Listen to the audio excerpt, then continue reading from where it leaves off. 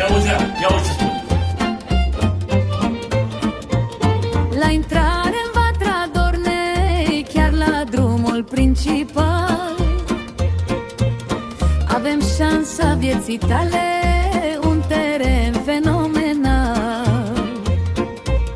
11.000 de metri în acte, intra-vila la șosea, 5 parțele pregătite să-ți ridici afacerea.